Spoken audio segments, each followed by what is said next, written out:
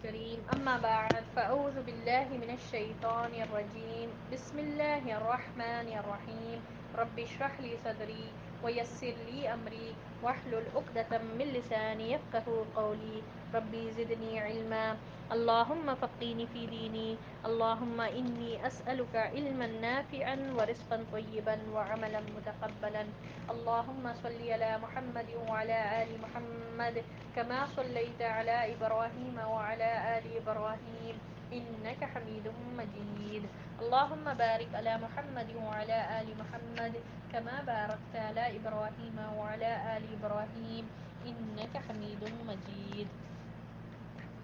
چلیے اب ہم لوگوں نے دیکھا کہ کس طرح سے پہلی بیعت عقبہ ہوئی. پہلی بیعت عقبہ میں 12 لوگ تھے.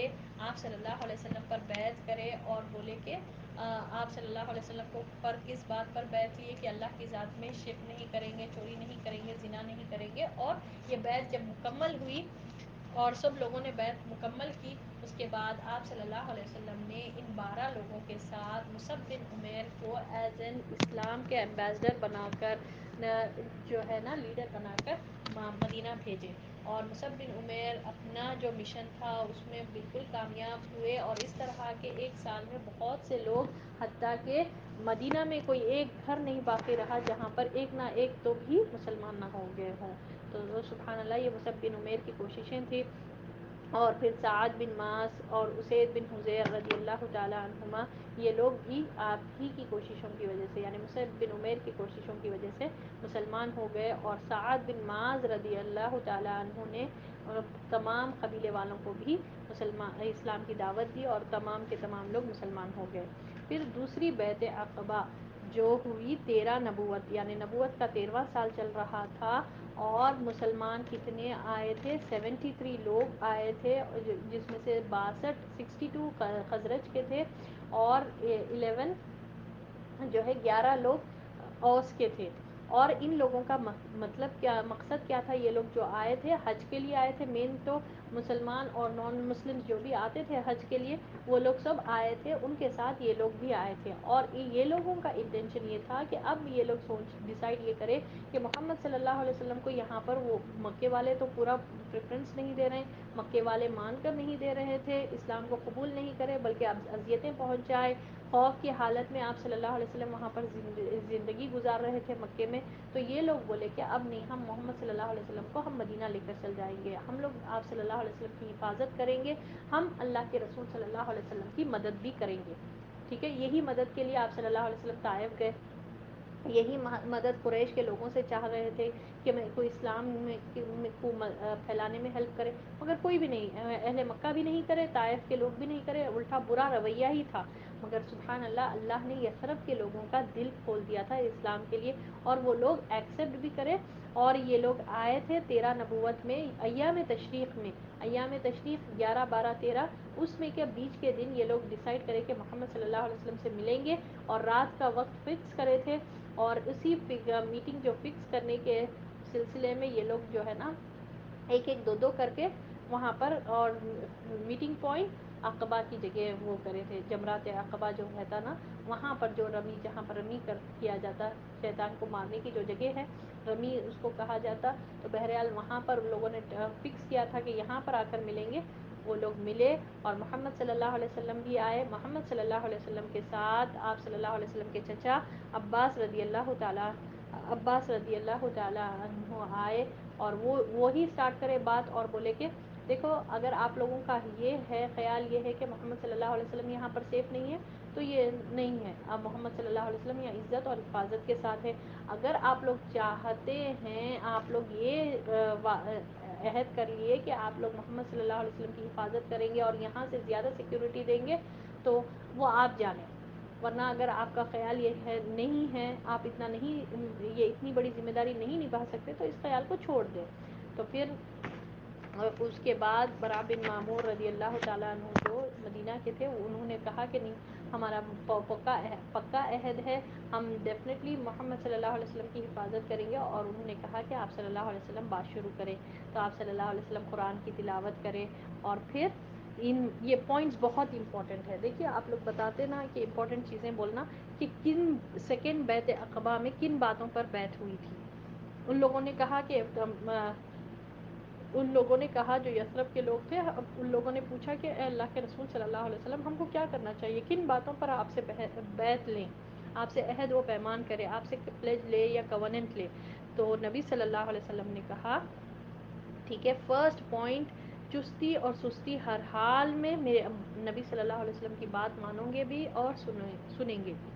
ٹھیک ہے، تنگی اور خوشحالی میں ہر حال میں مال خرچ کرنا، بھلائی کا کام کرنا اور برائی کا کام سے روکنا. اور اللہ کے راستے میں جبھی بھی نبی صلی اللہ علیہ وسلم کہے اٹھ کھڑے ہوں، کوئی رشتہ دار بیچ میں نہ آئے، کوئی ملامت کرنے والے کی بات سے رک نہ جائیں. ٹھیک ہے، اور نبی صلی اللہ علیہ وسلم جب ہجرت کر کے آ جائیں تو ویسے ہی حفاظت کریں جیسے اپنی جانوں کی حفاظت کرتے ہیں اور اپنے بال بچوں کی جیسی حفاظت کرتے ہیں. یعنی پہلے دیکھیے یہ بہت امپورٹنٹ ہے، کوئی اگر دین کا کام کرنا چاہ رہے ہیں اور وہ ٹیم ہے تو ان کے ساتھ یہ باتوں پر پلیج کیا جائے گا. کیسا کہ ہر حال میں دین کا کام کرنا ہے، ہر سچویشن میں. سچویشنلی نہیں میں یہاں پر بزی ہوں، نہیں میرے کو یہ کام ہے، یہ نہیں ہوگا. وعلیکم السلام ورحمۃ اللہ وبرکاتہ. تو دین کا کام ہر سچویشن میں کریں گے. اور سچویشنز میں بھی بہت سے کام تو لیزینس کی وجہ سے خراب ہو جاتے ہیں، یعنی کاہلی سستی کی وجہ سے. ہاں ٹھیک ہے ہم اب نہیں، اب ہو جائے گا، ابھی میرے کو یہ کام پہلے کر لیتے ہو، میں بعد میں دیکھیں گے، بعد میں دیکھیں گے، تو یہ لیزینس نہیں ہوگا. ٹھیک ہے، دین کے کام میں ہر حال میں کام کرنا ہے، ہر سچویشن میں، چاہے آپ کے حالات صحیح ہو چاہے پرابلمٹک ہو، دین کا کام چھوڑ دینا نہیں. جب اللہ تعالیٰ نے آپ کو یہ دیا تو ہر حال میں دین کا کام کرنا چاہیے.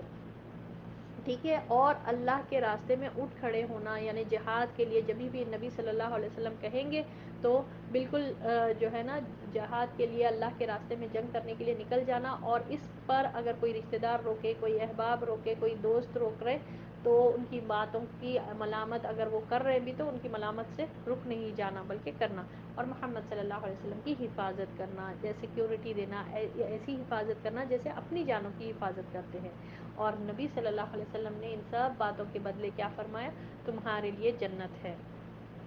اب یہ اتنے پوائنٹس پر ہوا، اور ایک پوائنٹ یہ بتایا جاتا ہے، ایک ایکسٹرا پوائنٹ حضرت عبادہ رضی اللہ تعالیٰ عنہ سے ثابت ہے کہ دنیا کے عہدوں کے پیچھے نہیں بھاگیں گے. کہ کوئی آپ کو پوزیشن دے رہا تو پلٹ کر نہیں چلے جانا، یدی نبی صلی اللہ علیہ وسلم کو چھوڑ کر وہ عہدے کی طرف بھاگنا نہیں.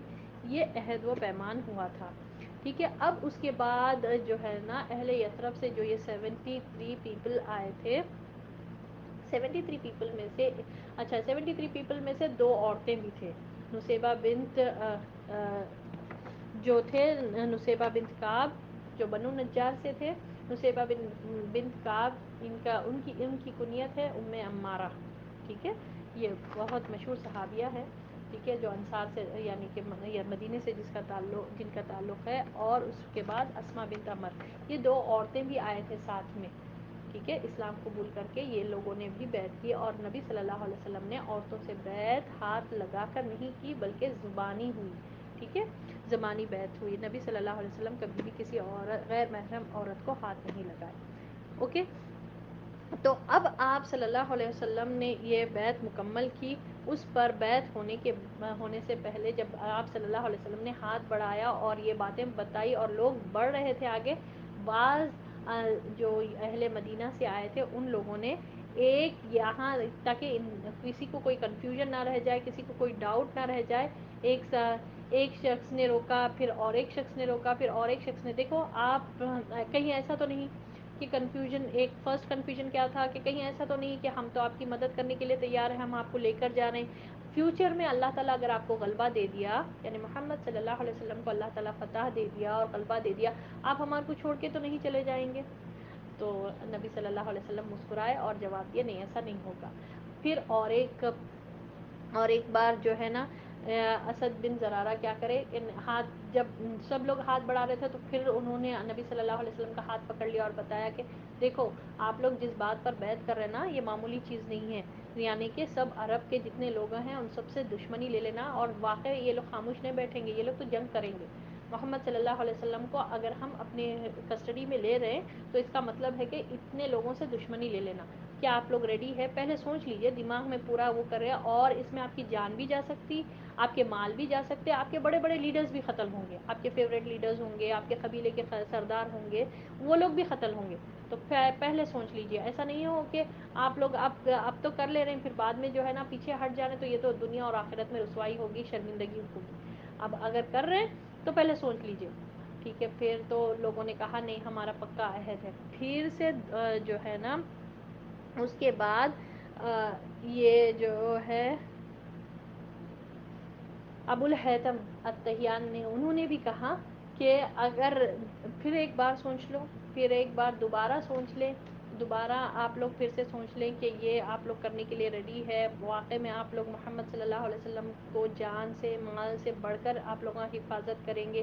یہ پھر سے دوبارہ سوچ لیں تاکہ کوئی کنفیوژن نہ رہے، دماغ میں کوئی ڈاؤٹس آئے تو ابھی کلیئر کر لینا، اور جو پیچھے ہٹنا چاہ رہے ہیں اب ہٹ جائے، بیک آؤٹ نہیں ہونا. ایک بار عہد ہو گیا، کووننٹ ہو گیا، پلیج ہو گیا، نبی صلی اللہ علیہ وسلم سے بیعت کر لیے، اس کے بعد پیچھے ہٹنے کا کوئی چانس نہیں ہوگا، چاہے کچھ بھی ہو جائے. تو پہلے ہی سوچ لیں. تو اللہ کے سامنے عذر تو پیش کر سکتے نا کہ ہم نہیں کرے تھے کووننٹ. تو لوگوں نے کہا نہیں، اب آپ ہاتھ اٹھائیے، ہم ڈیفینیٹلی ہمارا عہد پکا ہے، ہمارا ارادہ پکا ہے، ہم ڈیفینیٹلی محمد صلی اللہ علیہ وسلم کو جان سے بڑھ کر حفاظت کریں گے، اپنے بال بچوں سے بڑھ کر حفاظت کریں گے، اور مال بھی خرچ کریں گے، اور اس میں اگر جان جاتی، ہمارے اشراف کی جان جاتی تو کوئی پرواہ نہیں. سبحان اللہ، کیسی محبت اللہ تعالیٰ نے ڈال کر ان لوگوں کو بھجایا تھا. دیکھیے، حالانکہ ہونا تو یہ چاہیے تھے کہ خاندان والے، قبیلے والے کرتے ایسا، مگر نہیں کرے. اللہ ماشاء اللہ، بس تھوڑے چند مٹھی بھر لوگ 13 سال کی نبی صلی اللہ علیہ وسلم کی کوشش میں صرف چند مٹھی بھر لوگ، آلموسٹ 150 لوگ کچھ ایمان لے کر آئے تھے. اب کیا ہوا یہاں تک کلیئر ہے؟ کلیئر ہے سیکنڈ بیعت عقبہ؟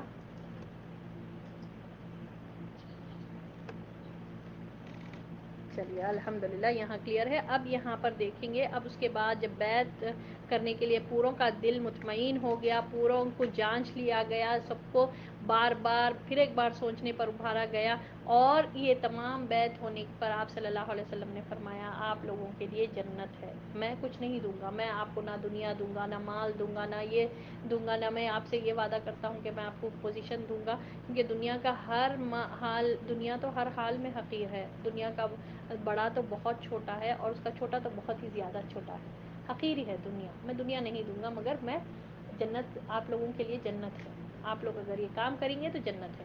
تو انسان کو جنت کی، ہر مسلمان کو خواہش ہوتی کہ وہ جنت میں جائیں، اور جنت کی خاطر ہی، داخلے میں کے خاطر ہی انسان بڑی سی بڑی قربانی دینے کے لیے تیار ہوتا ہے. سبحان اللہ. تو بہرحال یہ ہوئی بیعت. اور بیعت لینے کا اب پھر سے میں بتا دے رہی ہوں کہ آپ صلی اللہ علیہ وسلم نے جو 2 عورتیں آئے تھے ان سے مصافحہ نہیں کیا، یعنی کہ شیک ہینڈ نہیں کیا، ان کو ہاتھ نہیں لگایا، بلکہ ان سے زبانی، ٹھیک ہے، وربل بیعت لی گئی. 12 نقیب. ٹھیک ہے. اب ہو گیا، جب یہ مکمل ہو گئی بیعت، تو آپ صلی اللہ علیہ وسلم نے کیا کیا؟ 12 نقیب.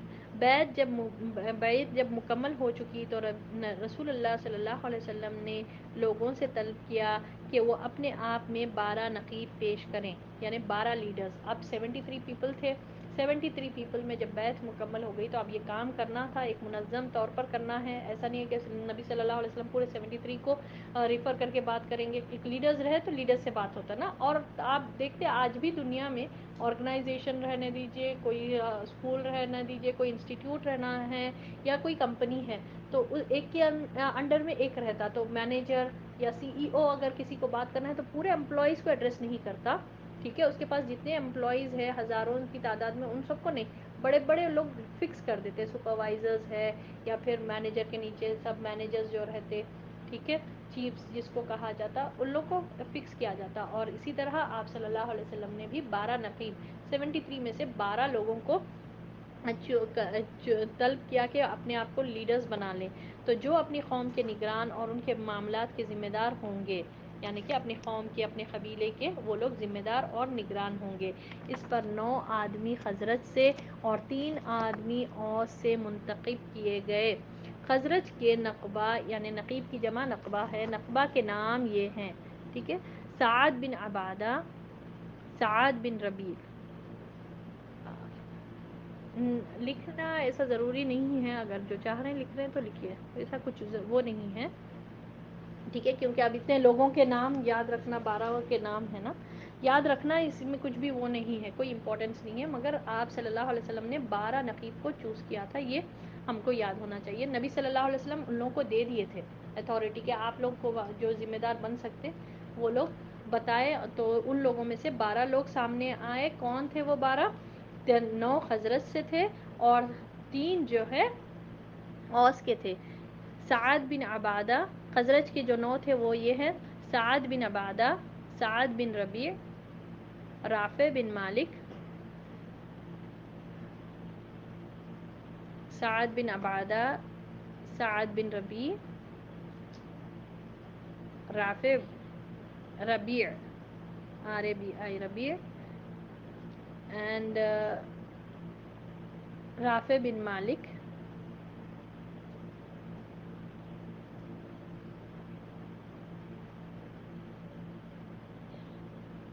عبداللہ بن عمر،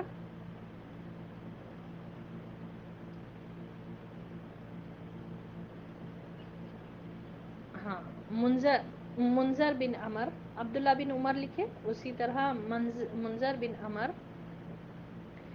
اسد بن زرارہ،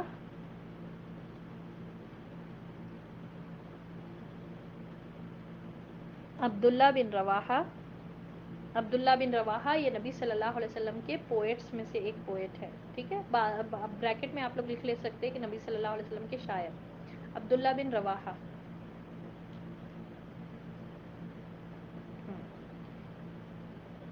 برا بن معمور،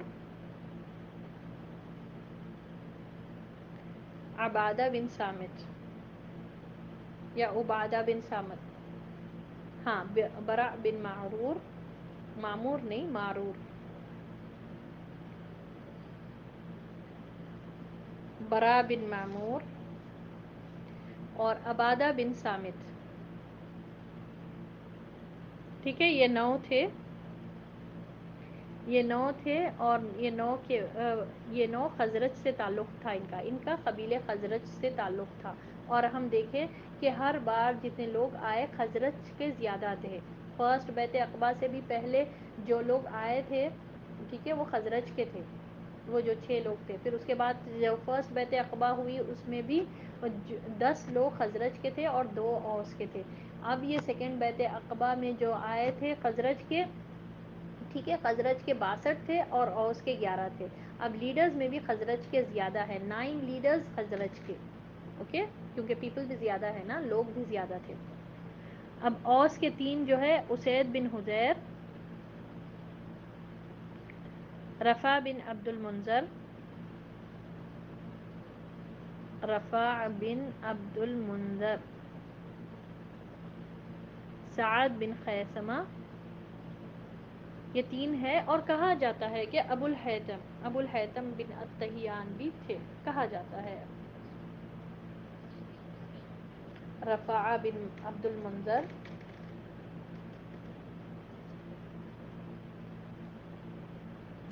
تو نبی صلی اللہ علیہ وسلم نے فرمایا آپ لوگ اپنی قوم کے جملہ معاملات کے کفیل ہیں، یعنی ذمہ دار ہیں، جس طرح حواری حضرت عیسیٰ علیہ السلام کی طرف سے کفیل ہوئے تھے، اور میں اپنی قوم مسلمان کا کفیل ہوں۔ ان سب نے کہا جی ہاں، یعنی اب یہاں پر دین کا کام ایک آرگنائزڈ وے میں، ایک صحیح منظم طریقے سے کرنے کے لیے طریقہ بتایا جا رہا ہے، کہ اب ہو رہا تھا، بیعت مکمل ہو گئی، اب دین کا کام آگے سپریڈ کرنا تھا، ایک مسلم اسٹیٹ فارم ہونے کا تھا، اب آپ صلی اللہ علیہ وسلم کی ہجرت کے لیے تیاریاں چل رہے تھے، تو آپ صلی اللہ علیہ وسلم نے کہا ٹھیک ہے اپنے پاس سے 12 لوگوں کو دو، 12 لوگ جب آگے آئے، ٹھیک ہے، 12 لوگ آنے کے بعد نبی صلی اللہ علیہ وسلم نے فرمایا اب آپ لوگ پورے اپنی قوم کے کفیل ہیں، یعنی ذمہ دار ہیں، ریسپانسبلٹی آپ لوگوں سے ہوگی، جو بھی ہوگا ان کے بارے میں، اگر وہ لوگ غلط کام کرے، اسلام کا کام نہیں کرے یا اسلام کو چھوڑ دے تو وہ لوگ ذمہ دار ہوں گے، ٹھیک ہے، یہ 12 نقیب ہے، اور دین کا کام جو ہے نا یہ لوگ کفیل ہوں گے، بہرحال یہ لوگ کفیل ہے، ذمہ دار ہے، اور نبی صلی اللہ علیہ وسلم نے کہا کہ میں اوور آل کفیل ہوں، سب کا، تمام مسلمانوں کا، ٹھیک ہے، جو مہاجرین ہے، جو انصار آباد میں جو ہجرت کر کے جائیں گے، یعنی جو مکہ میں ہیں اور جو مدینہ سے اب یہ لوگ آئے، یا ان سب پر میں آپ لوگوں کا کفیل ہوں، تمام مسلمانوں کا میں کفیل ہوں۔ تو لوگوں نے کہا جی ہاں۔ تو اب دیکھیے یہاں پر ایک منظم طریقے سے ایک کام ہو رہا ہے، اور دین کا کام بغیر آرگنائز کرے آپ نہیں کر سکتے، ایسے الل ٹکو وداؤٹ پلاننگ کوئی معاملہ نہیں ہو رہا ہے، بس کر رہے ہیں تو یہ نہیں ہوگا۔ اب اس کے بعد یہ ہے دوسری بیعت عقبہ، یہ نبی صلی اللہ علیہ وسلم کی اب تک زندگی میں سب سے عظیم اور اہم بیعت تھی۔ اس کی وجہ سے واقعات کا رخ بدل گیا اور تاریخ کی لائن تبدیل ہو گئی۔ کیوں اتنا بڑا ٹرن تھا یہ، بہت بڑا ٹرن اینڈ بہت بڑا موڑ تھا یہ، یہاں سے اب مسلم اسٹیٹ فارم ہونے والی تھی۔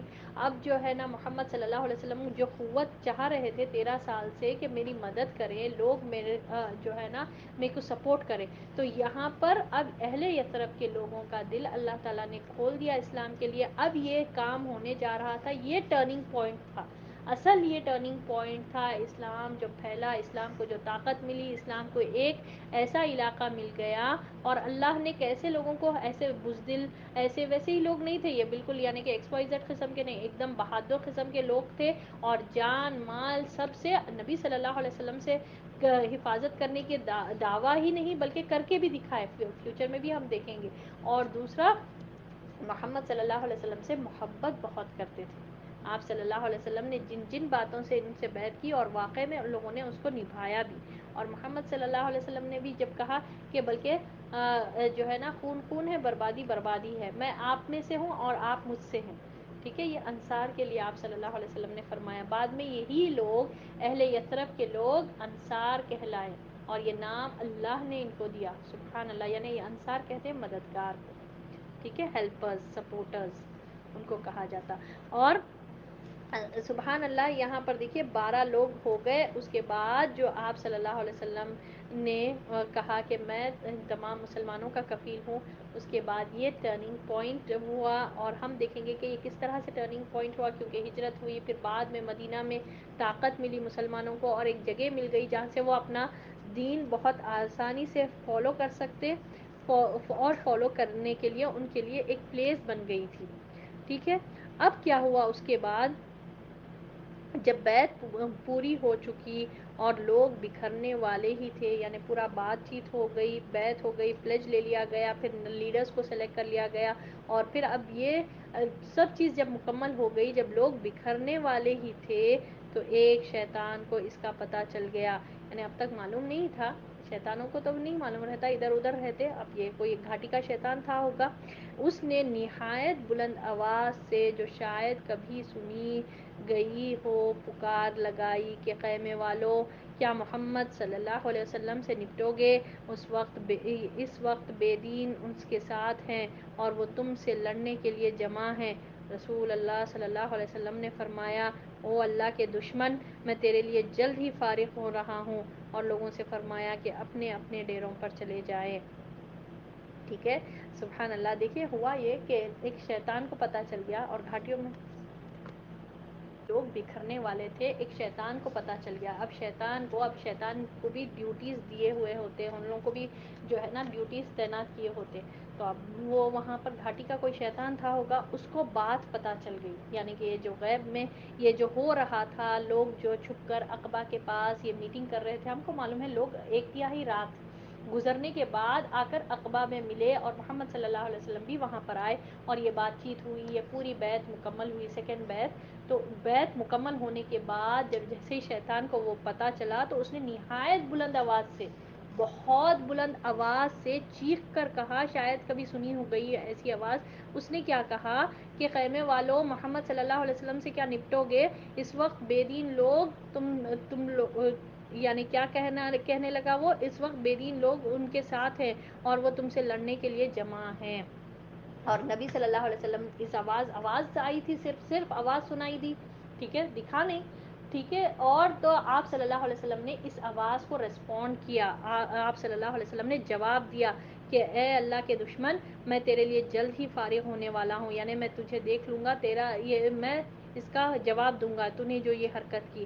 اور لوگوں سے کیا فرمائے آپ صلی اللہ علیہ وسلم، اپنے اپنے ڈیروں پر چلے جاؤ، واپس چلے جاؤ، اس سے پہلے کہ لوگ یہاں پر آ نہ جائے، ٹھیک ہے، اس کیونکہ بلند آواز سے اس نے کہا تھا اور آپ صلی اللہ علیہ وسلم نے اس آواز کو جواب دیا، ریپلائی کیا۔ چنانچہ یہ لوگ اپنے اپنے ٹھکانوں پر واپس جا کر سو گئے اور وہیں صبح کی۔ ادھر صبح ہوئی تو قریش نے اس پر احتجاج کے لیے اہل یثرب کے خیموں کا رخ کیا کہ یہ رات میں جو آواز سنائی دی تھی وہ کچھ سنے تھے ہوں گے قریش کے لوگ، تو اب اس کو انویسٹیگیٹ کرنے کے لیے، احتجاج کرنے کے لیے اہل یثرب کے خیموں کا رخ کیا، مگر مشرکین یثرب نے کہا یہ باطل خبر ہے۔ مشرکین کیونکہ وہ جو مسلمز بھی آئے تھے، نان مسلمز بھی آئے تھے حج کے لیے، ٹھیک ہے، اب جو مسلمز تھے، مسلمان جو ہے ایک ایک دو دو کر کے رات میں نکلے تھے محمد صلی اللہ علیہ وسلم سے ملنے کے لیے، بیعت کرنے کے لیے، کہ تاکہ آپ صلی اللہ علیہ وسلم کو یہاں سے لے کر جائے اور وہاں پر آپ صلی اللہ علیہ وسلم کا انتظام ہو سکے اور آپ صلی اللہ علیہ وسلم بھی اطمینان کر سکے کہ ہاں یہ لوگ صحیح ہے، ٹرسٹ وردی ہے، میں وہاں جا سکتا ہوں، ٹھیک ہے، یہ بات ان کے لیے آئے تھے۔ تو بہرحال اب جو ہے نا یہ جو نان مسلمس تھے، مشرکین تھے، نہیں نہیں ایسی کوئی بات نہیں ہے، جو قریش کے لوگ جب آ کر انویسٹیگیٹ کرنے لگے کہ یہ کیا ہوا، کل آپ کے پاس کے لوگ جو یثرب کے یعنی کہ آپ کے کچھ لوگ جو ہے جمع ہوئے تھے اور محمد صلی اللہ علیہ وسلم سے ملے تھے کیا، تو مشرکین نے کہا، جو یثرب کے مشرکین تھے ان لوگوں نے کہا نہیں نہیں یہ تو باطل خبر ہے، یعنی یہ جھوٹ ہے، بالکل غلط خبر ہے، ایسا کچھ نہیں ہوا، ایسا کوئی بات ہوئی ہی نہیں، جبکہ مسلمانوں نے چپ سادھی رکھی، یعنی جھوٹ بھی نہیں کہا اور نہ وہ بولے، خاموش بیٹھ کر سن رہے تھے وہ۔ چنانچہ قریش نے مشرکین کی بات کو سچ مانی اور نامراد واپس چلے گئے۔ اچھا تو ایسی کچھ خبر تھی ہوگی، ریومرز تھے ہوں گے، افواہ تھے ہوں گے بول کر قریش نے صحیح سمجھ لیا اور وہ واپس چلے گئے، لیکن بعد میں قریش کو یقینی طور پر معلوم ہو گیا کہ خبر صحیح ہے، یعنی کہ یہ خبر صحیح ہے، جب وہ لوگ سوچنے لگ گئے اور کسی طریقے سے معلوم بھی ہو گیا کہ یہ خبر صحیح ہے، چنانچہ ان کے سواروں نے تیز رفتاری سے اہل یثرب کا پیچھا کیا اور سعد بن عبادہ اور منذر بن عمر کو ازاخر کے پاس جا لیا، یعنی ایک جگہ وہاں پر جا کر پکڑ لیا، لیکن منذر بن عمر نے انہیں بے بس کر دیا اور نکل بھاگے، البتہ سعد پکڑے گئے، ٹھیک ہے، سعد بن عبادہ پکڑے گئے اور انہیں باندھ کر مارتے اور بال گھسیٹتے ہوئے مکہ لے جایا گیا، لیکن وہاں متم بن عدی اور حارث بن حرب نے انہیں چھڑا دیا کیونکہ وہ ان دونوں کے قافلوں کو مدینہ میں پناہ دیا کرتے تھے۔ ادھر انصار نے ارادہ کیا کہ مکے پر دھاوا بول دیں، مگر اتنے میں حضرت سعد آتے دکھائی دیے گئے، لہٰذا تمام لوگ بخیریت مدینہ روانہ ہو گئے۔ اب ہوا کیا، پہلے تو یہ جو ہے نا خبر جو وہ ہوئی تھی کہ یہ لوگ مل کے میٹنگ کرے محمد صلی اللہ علیہ وسلم سے، اس کے بارے میں انویسٹیگیٹ کرنے کے لیے یہ لوگ قریش کے لوگ اہل مدینہ کے لوگوں سے پوچھنے لگے، تو اہل مدینہ کے جو مشرک تھے ان لوگوں نے کہا نہیں نہیں یہ باطل خبر ہے۔ بہرحال قریش کے لوگ واپس چلے گئے، مگر ان لوگ کو سیٹسفیکشن نہیں ہوا اور وہ لوگ اور انویسٹیگیٹ کرنے لگے تو ان کو معلوم چلا کہ یہ خبر صحیح ہے، کیونکہ یہ ایام تشریق کے دن چل رہے تھے، دین کا وہ تھا 12واں دن تھا، 13واں دن، اور 13واں دن حج ختم ہو جاتا اور لوگ سب واپس چلے جاتے ہے نا، ایسے ہی ہے نا، ایام تشریق خلاص حج ہو جاتا، لاسٹ ڈیز رہتے وہ، تو اس کے بعد حج کے تمام ارکان ہو جاتے اور سب واپس ہونے لگے، تو یہ لوگ پیچھا کرے، یہ اہل مکہ جو ہے نا اب ان کو ڈاؤٹ آیا کہ نہیں یہ خبر صحیح تھی، اور واقعی میں ان کو جب یقینی طور پر معلوم ہو گیا کہ یہ خبر صحیح تھی، یہ لوگ پیچھا کرنے لگے، یہ اہل مدینہ کے لوگوں کا پیچھا کرنے لگے اور کس کو، دو لوگوں کو پکڑ لیے، منذر بن عمر کو اور سعد بن عبادہ کو، ٹھیک ہے، منذر بن عمر تو بے بس کر کے جو ہے یعنی کہ لڑ کر جو بھی کر وہ تو وہاں سے بھاگ نکلے، مگر سعد بن عبادہ پکڑے گئے اور ان کو گھسیٹتے ہوئے مکہ لایا گیا، یہ قریش کے لوگ مکہ لے کر آئے، مگر متم بن عدی اور حارث بن حرب یہ دو مکہ کے سردار تھے، یہ لوگوں نے کہا کہ نہیں، ہم کو جو ہے نا سعد بن عبادہ جب ہم تجارت کے سلسلے میں جب جاتے تو مدینہ جب ہم جاتے تو وہ ہم کو پناہ دیا کرتے تھے، تو ہم کو بھی دینا ضروری ہے، یعنی کہ نیکی کام میں آ گئی، اچھا کام کرے تھے وہاں پر، وہ کرتے تھے، پناہ دیتے تھے، مدینہ جب گئے تو متم بن عدی اور یعنی کہ اہل مکہ کے میں سے بڑے بڑے قافلے جب جاتے تھے یہ لوگ پناہ دیتے تھے یثرب میں جب جاتے تھے، مدینہ سے گزر ہوتا تھا قافلوں کا تو یہ لوگ پناہ دیتے تھے، تو نیکی کام میں آ گئی اور یہی وجہ تھی۔ اب ادھر اہل یثرب یعنی یہ جو لوگ پلٹے ان لوگوں کو جب پتہ چلا کہ سعد بن عبادہ لیڈر تھے تو ان کو لے کر گیا، مکے لے کر گیا اور ان کا یعنی گھسیٹتے ہوئے ان کو لے کر آیا گیا اور ان کو مارا جا رہا تھا، تو وہ لوگ چاہ رہے تھے کہ مکے پہ اٹیک کر دے، مگر جب دیکھے کہ مطعم بن عدی اور حارث بن حرب نے کہا کہ نہیں نہیں چھوڑ دیں کیونکہ یہ ہمیں پناہ دیتے ہیں، تو سعد بن عبادہ جب خیریت کے ساتھ واپس آ رہے تھے سب مل کر مدینہ واپس چلے گئے. کلیئر؟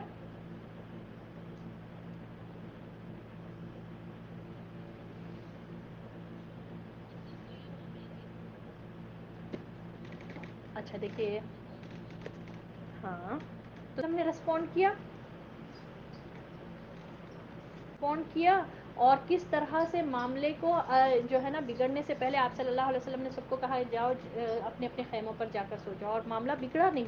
ٹھیک ہے، آپ صلی اللہ علیہ وسلم تھے وہاں پر اور اس چیز کو فوری ریئیکٹ کرے. تو ہم کو بھی چاہیے کہ پہلے تو اناؤنس نہیں کرے، اعلان نہیں کرے، جو بھی آپ کرنا چاہ رہے ہیں، جو بھی پازیٹیو کام دین کے تعلق سے یا دنیا کے بھی معاملات ہو، ہم لوگوں میں ظاہر کر لیتے نہیں پھریں کہ میں تو یہ کرنے والی ہوں، میرا یہ کام کرنا ہے، دعوے کر کے اعلان کر کے، اور وہ وہیں پر کام کو وہیں پر چھوڑ دیتے، اور شیطان جو ہے نا یہ چیز کو پیچھے کر دیتا پھر. تو جس طرح آپ صلی اللہ علیہ وسلم کی نصیحت ہے کہ جب تک کام مکمل نہ ہو جائے رازداری سے کام کرنا چاہیے. ٹھیک ہے، کلیئر ہوا یہ بات؟ معوذتین وغیرہ کو یاد سے ڈیفینیٹلی ہم اتنے بار پڑھنا چاہیے دن میں، صبح شام، اور ہر فرض نماز کے بعد رات میں سوتے وقت. ٹھیک ہے، صبح شام کے اذکار میں. کلیئر؟ ہم تو قرآن میں پڑھے، ہم کو معلوم ہے کہ قرآن شیطان نے کیا کہا، میں تو تیرے بندوں کے راستے میں بیٹھوں گا، ان کو بتاؤں گا، ان کو سیدھے راستے سے روکوں گا، ان کو ان کے سامنے سے آؤں گا، ان کے پیچھے سے آؤں گا، ان کے دائیں سے آؤں گا، ان کے بائیں سے آؤں گا، ہر جگہ سے آؤں گا، اور وہ تیرے شکر گزار ہی نہیں بنیں گے. خلاص یہ کریں. تو اب ہم سوچیں یہ کہ کس کو فالو کر رہے ہیں. پھر اللہ کا ریپلائی کیا تھا؟ اللہ نے کیا کہا؟ جا، تجھے میں مہلت دیتا ہوں، تو جو چاہے کر لے، مگر میرے جو بندے ہیں نا اس پر تیرا زور نہیں چلے گا. تو ہم سوچیں ہم کس کے بندے بن رہے ہیں؟ ہم اگر ناشکری کر رہے ہیں، ہم اگر ہمارا جو معاملہ ہے اللہ کی عبادت میں ہم کاہلی کر رہے ہیں، سستی کر رہے ہیں، اللہ کے ذکر سے غافل ہے. نہیں، نارمل ڈیز میں ہم بہت اچھا کر لیتے، پھر جب کوئی پارٹیز آئے، فنکشنز میں، اللہ کے ذکر سے ہی بالکل غافل، بس لگے ہوئے ہیں وہی پریپریشن میں اور بالکل بھول گئے. تو یہ تو غلط ہوئی نا. تو غلطیاں ہوں گے تو بھی اس کو دوہرا ہم اصلاح کریں، کریکشن کر لیں. اللہ میں یہ نہیں کرنا چاہ رہی تھی، میں یہ جو ہے نا میں ایسا نہیں کروں گی. تو ٹھیک ہے انشاءاللہ. پھر ہم جب کریکشن نہیں کریں گے، اپنی اصلاح کی فکر نہیں کریں گے، تو ہم سمجھتے کہ ہم جو کر رہے ہیں وہی صحیح، آج چلو ٹھیک ہے بھائی میں بہت اچھا عبادت کر لی، 5 وقت کی نماز پڑھ لی، اسی پر مطمئن نہیں ہو کر بیٹھے. کبھی مطمئن نہیں ہونا چاہیے، ہمیشہ یہ سوچے کہ بڑھ کر، اس سے بڑھ کر کریں، یہ نہیں اور آگے کریں. تو بہرحال اچھا، آپ لوگوں کو کل یہاں پر سعودی عرب میں عرفات کا دن ہوگا. سعودی عرب میں عرفات کا دن کل یہاں پر ہے، اور انڈیا والوں کے لیے جو ہے سیٹرڈے کا دن رہے گا. تو عرفات کے دن کی بھی پلاننگ پہلے سے کریں. یہ دن پورے سال کا بہتر دن ہے. اللہ تعالیٰ نے اس دن کے بارے میں یہ کہا ہے کہ یہ دن اللہ تعالیٰ جہنم سے کئی کثرت سے لوگوں کو نجات دے گا. تو ہم جو ہے نا اس دن کی اہمیت لیں. Best day of the year ہمارے سامنے آ رہا ہے، اور اس دن اللہ تعالیٰ جو ہے نا اپنے بندوں کی دعا رد نہیں کرتا، دعا قبول کرتا. اس دن کی ایک مخصوص دعا بھی ہے. محمد صلی اللہ علیہ وسلم نے فرمایا، لا الہ الا اللہ وحدہ لا شریک لہ، لہ الملک و لہ الحمد وہو علی کل شیء قدیر. یہ دعا کو پڑھتے رہیں کثرت سے. صبح سے، فجر سے لے کر آپ پوری مغرب تک کا ایک اسکیڈول بنا لیں اپنا میں، کہ یہ ٹائم یہ کروں گی. پکانا ہے، پکانے کا ایک ٹائم رکھ لیں. پڑھنے کا، کثرت سے اللہ کا ذکر کرنا اور دعائیں مانگنا. اور پہلے تو جمعے کا دن ہے، اور پھر عرفات کا دن بھی آ رہا. سبحان اللہ، ہم جمعے کے دن کی بھی دعا جو عصر کے بعد ہم کو معلوم ہے 1 گھنٹہ ایسا ہے جس میں اللہ تعالیٰ دعائیں قبول کرتا. پھر یہ best day of the year آ رہا. تو عرفات کا دن نبی صلی اللہ علیہ وسلم نے فرمایا کوئی دن ایسا نہیں ہے جو عرفات کے دن میں جس دن اللہ تعالیٰ دعا قبول کرتا ہے. یعنی کہ اس دن کی دعا اللہ تعالیٰ قبول کرتا ہے. اور اس دن اللہ تعالیٰ آسمان دنیا پر دن کے وقت آتا ہے. تو ہم کو چاہیے کہ بہت زیادہ اس کی پلاننگ کریں. ایسے ہی بس اٹھے آپ سو رہے ہیں، پورا آدھا دن سو کر گزار رہے ہیں، پھر عصر کے بعد ہی بیٹھ رہے ہیں، یہ نہیں کریں. اب رائٹ فرام دا بگننگ تھوڑی سیکریفائس دیں، تھوڑی نیند قربان کریں، تھوڑا اپنی پسند کی چیزیں جو ہے نا، جو کام کرنا ہے. اب لگے ہوئے ہیں افطار کی تیاری، عصر کے بعد سے یہ بنا رہے ہیں وہ بنا رہے ہیں، ایسا نہیں کریں بھائی. یہ وقت کو برباد نہیں کریں. یہ دن دعاؤں کا قبولیت، ہم میں سے ہر ایک کے پاس پرابلمس ہے، خواہشیں ہیں، مصیبتیں ہیں، چیلنجز ہیں، اور ہم سب چاہتے ہیں جنت میں جائیں، تو پھر کیوں اتنی بہترین دن کو ہم گنوا دیں ایسے ہی؟ ٹھیک ہے، تو اس کو بہترین طریقے سے یوٹیلائز کریں، موبائل وغیرہ سب رکھ دیں سائلنٹ پر، نیٹ کو چھوڑ دیں، لوگوں کو چھوڑ دیں، کسی سے بھی بات کرنا ہے بعد میں بات کریں، انلیس اینڈ انٹل آپ کو کوئی امپورٹنٹ ایمرجنسی ہے تو بات کریں، وہ بھی منیمم ٹاک، دین خلاص آپ لگے رہیں اللہ کی عبادت میں، اور عصر کے بعد سے تو بیٹھ جائیں، ٹھیک ہے؟ یہاں آپ صلی اللہ علیہ وسلم ہاتھ اٹھا کر اتنی دیر تک دعا کرے، ظہر اور عصر کی نماز پڑھ کر، جب عرفات کے میدان پر جبل رحمت جو وہ جو جبل ہے وہاں پر آپ صلی اللہ علیہ وسلم نے کئی دیر تک ہاتھ اٹھا کر دعا کی تھی، تو ہم کو یہ کرنا چاہیے نا عرفات کا دن کی دعا کے تعلق سے پلاننگ کر کے اب پورا ہمارے گزر گئے، یہ ایک دن باقی رہ گیا، تو اس کو اچھے سے یوٹیلائز کریں، اور ہم جو ہے نا اللہ کو راضی کر لینے کی کوشش کریں، ٹھیک ہے؟ عرفات کی پہلے سے پلاننگ بالکل ان پلانڈ وے میں نہیں کریں کہ یہ ٹائم پر میں یہ کروں گی، یہ ٹائم پر میں یہ کروں گی، اور پھر آپ وہ دیکھتے رہیں گے نا کہ میں نہیں کر پائی، تو پھر آپ کر سکتے ہیں۔ اگر آپ نہیں پلان بنائے، پورا پلان لسٹ ہی نہیں بنائے کہ میں کیا کروں گی، بس ایک اپنے دماغ میں سیٹ کر لے کر رکھے، تو ایسا نہیں ہوگا، ٹھیک ہے نا؟ لا الہ الا اللہ وحدہ لا شریک لہ لہ الملک ولہ الحمد وهو علی کل شیء قدیر، آپ صلی اللہ علیہ وسلم نے اس دن کی یہ دعا بتائی، عرفہ کے دن کی۔ کہ 10 کو جو ہے نا تکبیرات ختم ہو جائیں، 13 کی مغرب تک پڑھنا ہے، ٹھیک ہے؟ 13 ذوالحجہ کی مغرب تک، اور 11 12 10 تک تو ہم پڑھتے رہیں گے، عید کا دن ہے، بزی ہو گئے بالکل ہے نا، لگ گئے قربانی میں، اس میں نہیں ہوگا، اس میں اس کے ساتھ ساتھ تکبیرات بھی پڑھیں گے، اور دوسرا 11 12 13 کو فرض نمازوں کے پاس کر دیں، اور 13 کی مغرب تک پڑھتے رہیں تکبیرات فرض نمازوں کے بعد، ٹھیک ہے؟ چلیے، اللہ تعالیٰ آپ سب کو عید بہت بہت مبارک ہو، اور تیرا سبحانك اللهم وبحمدك نشهد أن لا إله إلا أنت نستغفرك ونتوب إليك، الله أكبر الله أكبر الله أكبر، لا إله إلا الله، الله أكبر الله أكبر ولله الحمد، الله أكبر كبيرا والحمد لله كثيرا وسبحان الله بكرة وأصيلا۔ السلام علیکم ورحمۃ اللہ وبرکاتہ۔